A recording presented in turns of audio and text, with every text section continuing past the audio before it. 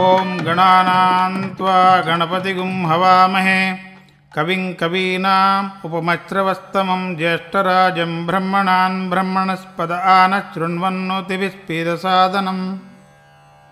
వేదము బ్రాహ్మణుని జీవితమున 40 సంస్కారములను ఉల్లిఖించినది. అందులో ముఖ్యమైన సంస్కారము వివాహం. వివాహమునకే మరొక పేరు ఉద్వాహం, అనగా విశేషముగా వహించబడినది అని అర్థం. ఈ సంస్కారము ఒక బాధ్యత.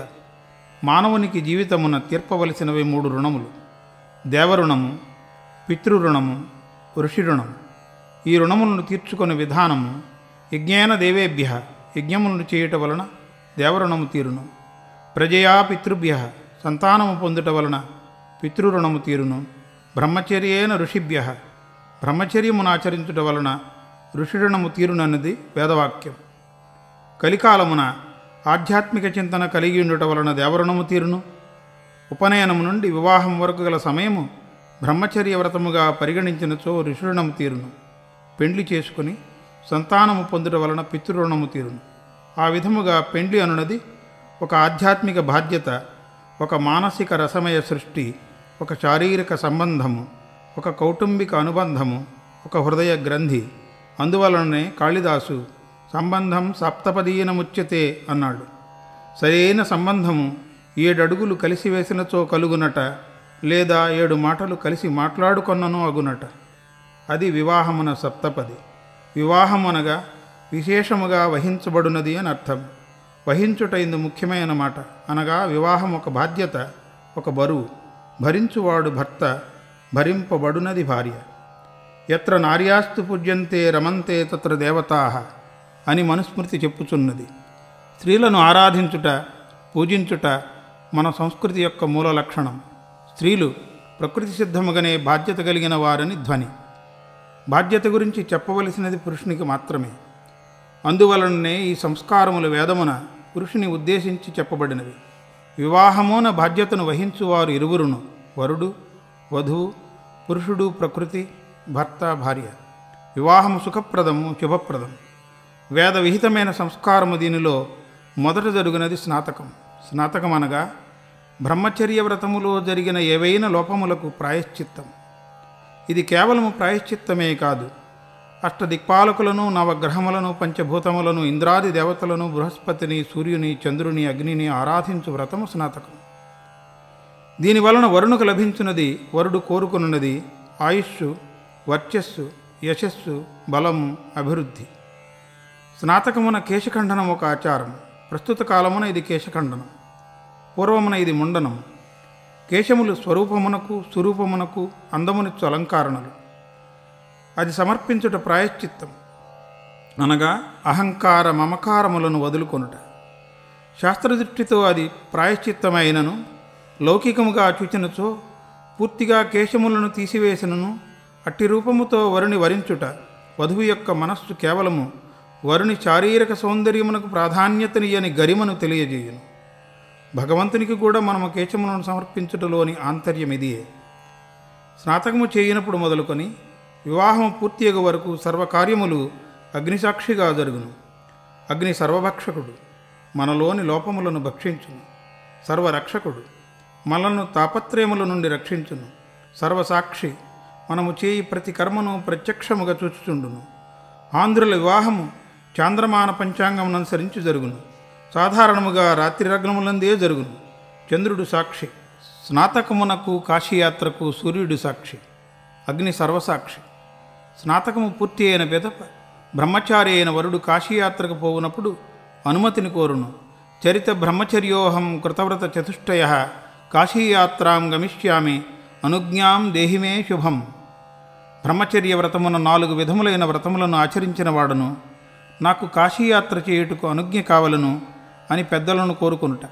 ఈ విధముగా అనుమతి కోరిన బ్రహ్మచారి కాశీయాత్రకు పోవ సంకల్పించినప్పుడు ప్రస్తుత కాలమున వధువు సోదరుడు ఆపి తన సోదరుని పెండ్లి ఆడుటకు రమ్మని కోరుట సంప్రదాయం. ఒక్కొక్క ప్రాంతమున ఒక్కొక్క ఆచారము, ఒక్కొక్క సంప్రదాయం. శాస్త్రమున బ్రహ్మచారిని కాశీయాత్రకు పోవద్దు అని తన కుమార్తెని పెండ్లి చేసుకొనమని కోరినది పెండ్లి కుమార్తె తండ్రి. ఆయన బ్రహ్మచారితో ఇట్లనును: సాలంకారాం మమ సుతాం కన్యాం దాస్యామి తే ద్విజ పాణింగృహీత్వ సాగ్ని త్వం గచ్చ స్వాగచ్చ మద్గృహం.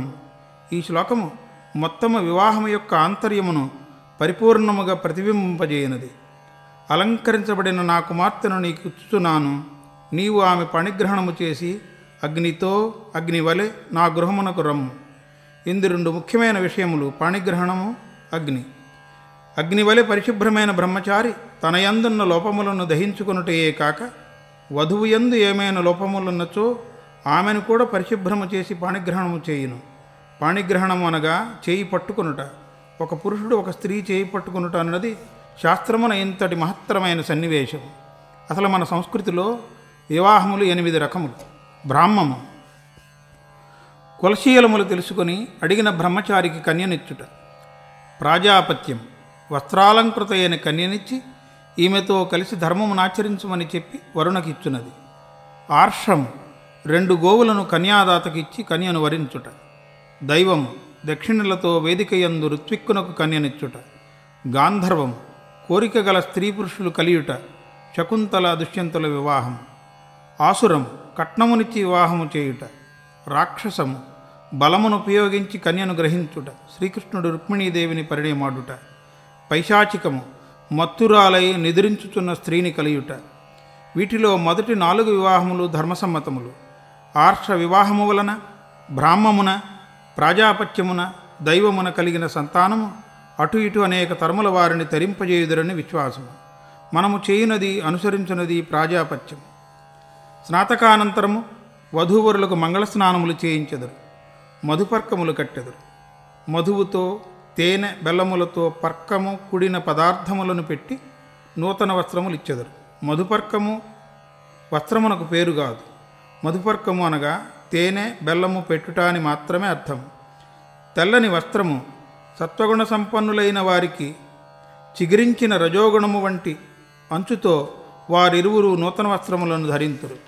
వరునికి వధువు తండ్రి పాద్యము నర్పించును, అనగా శ్రీ లక్ష్మీనారాయణ స్వరూపుడగు వరుని కాళ్ళు కడుగుట. మొదట కుడికాలు కడిగి పిదప ఎడమకాలు కడుగవలేను, తరువాత అర్ఘ్యమునిచ్చును. ఇప్పుడు వధువు తండ్రి మహాసంకల్పము చేయును.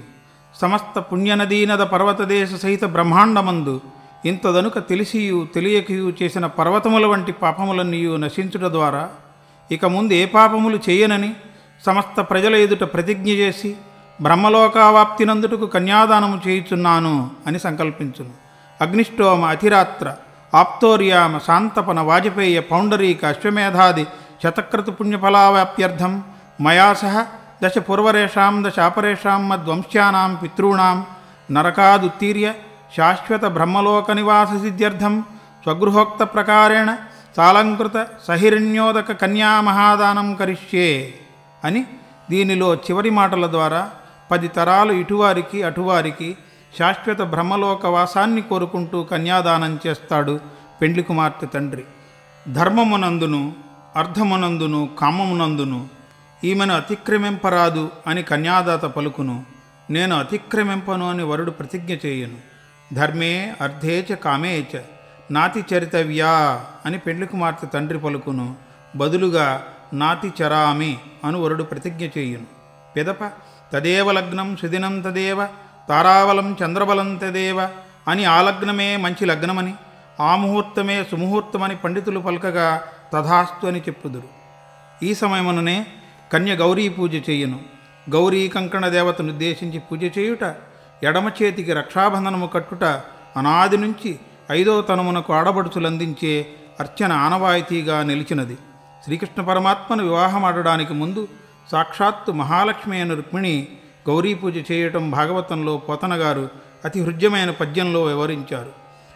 నమితి నా మనంబున సనాతనులైన ఉమామహేశులను మేము పురాణ దంపతుల మేలు భజింతు గదమ్మ, మేటి పెద్దమ్మ దయాంబురాశివి గదమ్మ, హరిన్ పతిసేయమమ్మ, నిన్నమ్మిన వారికెన్నడును నాశము లేదు గదమ్మ ఈశ్వరి. అమ్మల గన్నయమ్మ, ముగురమ్మల మూలపుటమ్మ, చాలా పెద్దమ్మ అయిన గౌరీదేవిని పూజించటంలో అంతటి ఆంతర్యమున్నది.